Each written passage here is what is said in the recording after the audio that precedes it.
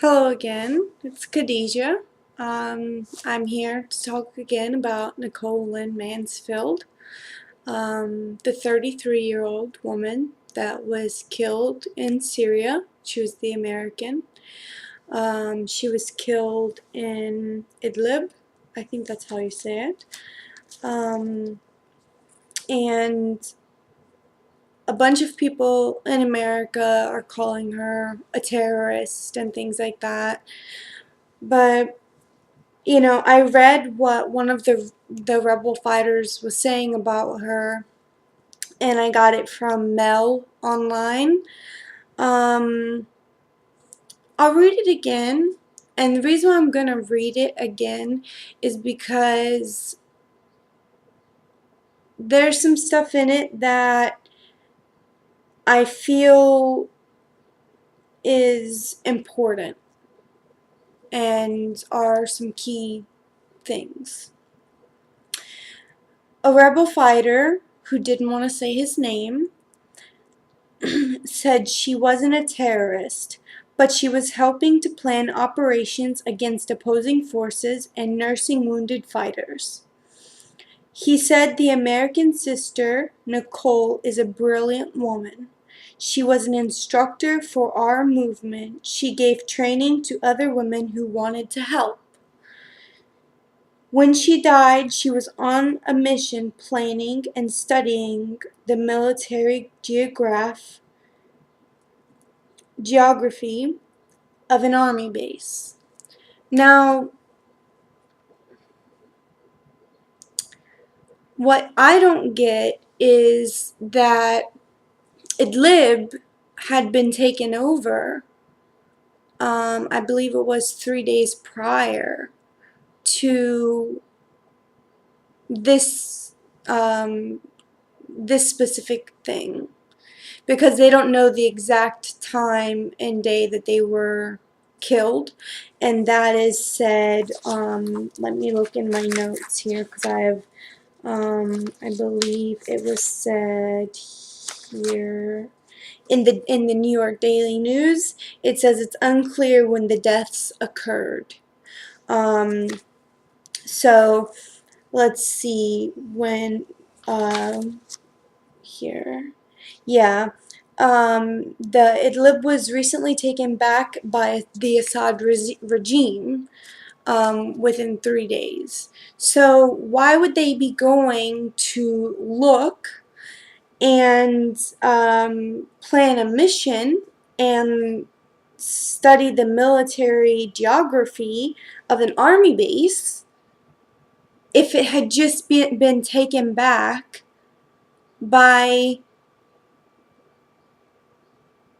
the Assad regime, especially with a woman? Wouldn't the woman need to stay back and teach the other women? Wouldn't they want to take a man with them to fight? Or am I getting this wrong? To me, it seems like something else. And if you look at it, and it clearly states when she died, she was on a mission planning and studying the military geography of an army base. But the army base was what they just taken back over. It doesn't make any sense. So we'll go over some key points. First of all, she couldn't afford the ticket, so how did she get there? Second of all, her ID went missing, and somehow this is what happened. She called her daughter I think it was about 3 weeks before her death, which her death was unknown, but they were told about the possibility of her death on Thursday, May 30th, 2013 by the FBI.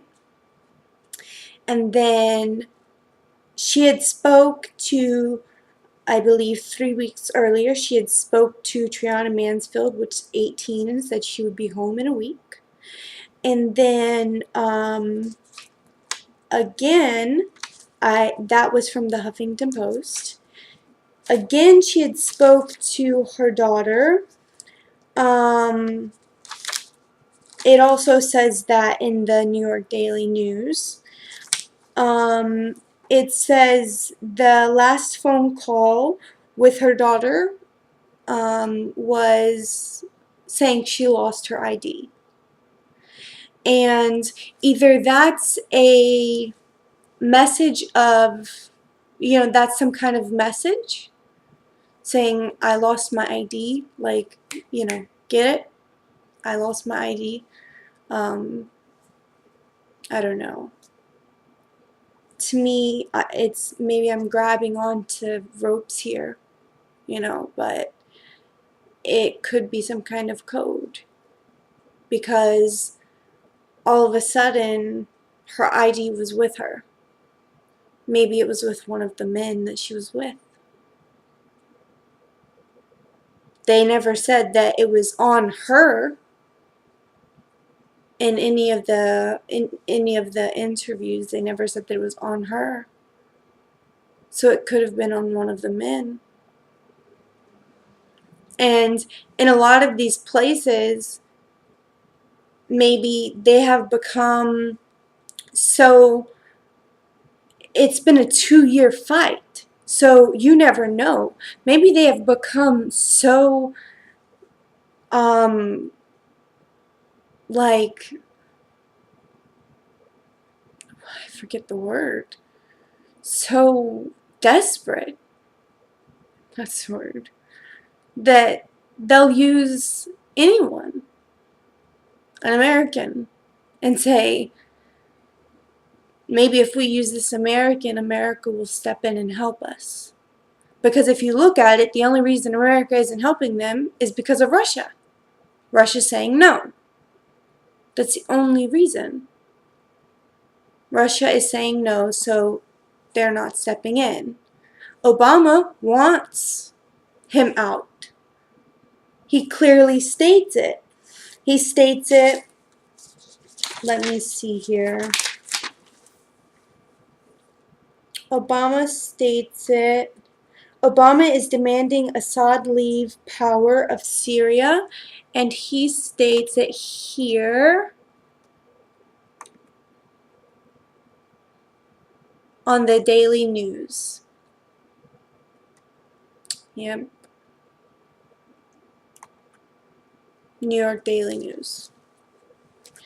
And it's definitely something, and the thing is that even I myself, going into certain countries, I would have to take precautions as an American. It's true. But even if she went over there to help the women learn, that doesn't make her a terrorist. That doesn't make her a bad person. Does it make her naive? To some, they might say yes. To me, no. Because for people like me and her, helping people is what we love. We don't care about the harm of it. Because I know she wouldn't have killed anybody. She couldn't have. This isn't like the Boston bombers. It's not. It really isn't. Because, you know something? That woman, she was a great mom. And she has a great daughter. And she's all of these things about her. She she worked in healthcare for 10 years. If she didn't care about people, do you think she could have worked in healthcare for 10 years? Do you really think that? And the fact that she lost her ID and then it was found on her is beside me. And no one is looking at how she got her ID. No one is looking at how she got a ticket. Like, that would be my first thing. Like, how did she get a ticket? Where did she leave from? No one's looking. No one. She couldn't afford it. Her family said she couldn't afford it. So what's the big deal? Why aren't we looking at this? I mean, we have this thing, and here we have, okay, for instance, we have the Huffington Post. They say she was killed fighting in Syria. Mail Online says she was shot dead for supposedly fighting with rebel forces. And then Daily News says a single mother from Flint was killed while fighting alongside anti-government rebels, her family says. So, you see, the funny thing is that no one in America, except American people, are saying that she's a terrorist. Just the people in the Syrian government are calling her a terrorist. And her daughter denies the accusations of terrorism. And I do too. As you see in my first video, I know her. She didn't. She didn't. And, honestly, if the Syrian government is calling someone a terrorist, what does that mean? Really? Chemical warfare? They're using chemical warfare. They're killing children. You say the rebels are in with Al Qaeda. No. They're Syrians wanting freedom. That's all they want. That's what they desire. Just like what happened in Egypt and what happened in Yemen. It's just happening in Syria now. They want him out. They want justice brought to their country. And all you're doing is a woman that went to help. You're standing back and saying, oh, she's a terrorist. Let's make fun of her. Let's make fun of these people who are killing each other, and we're just going to make fun of them because they're standing over there killing each other. But those people are just like me and you. They have a heart. They have everything that we have. I don't know who you are or who it is that's watching this, but don't you think that they deserve food and water and a place to stay at night without having to worry about a bomb hitting them or dying or maybe the air killing them? And this woman, let's say she went over there to help the women, and then she was tricked into the car. I don't think that she went to the where is this place? the army, um, the army base on choice. I don't, because there's no reason for a woman to go to an army base.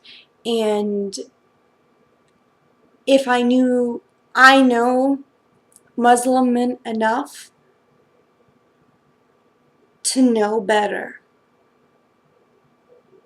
they would not send a Muslim woman into an army base filled with people that are going to kill her unless there was an ulterior motive. And you people need to ask for answers instead of pointing your finger at her and laughing.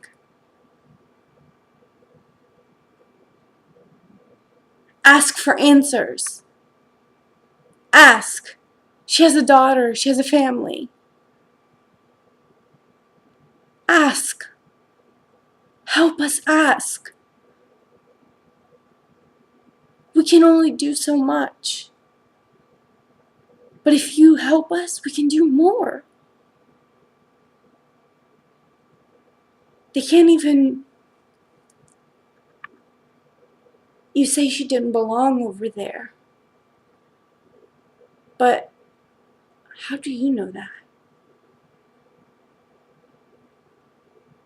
Is it always just selfishness? Is it just selfishness that takes over you? You don't belong over there. Oh, you shouldn't go over there because maybe you're going to die. Well, if our army wasn't... If we didn't have a military, if everyone thought that way, we wouldn't have a military. We wouldn't have Marines that save our butts and that keep us a free country. She went to help children and people that are hurting. Hopefully. I don't know what happened, but we could get answers if you helped us. That's what I want. I want answers. Answers for this woman. Answers for my friend. Answers for her daughter. Answers for her mother. Answers for her grandparents. Answers for all of them. Is that too hard to ask? And please, don't make any rude comments. It's just really stupid. I don't care to see them.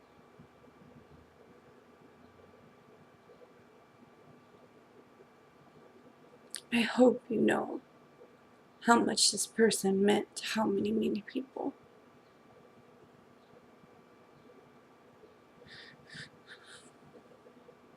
This will be number 3 and the last video. Thank you for watching. Please help us.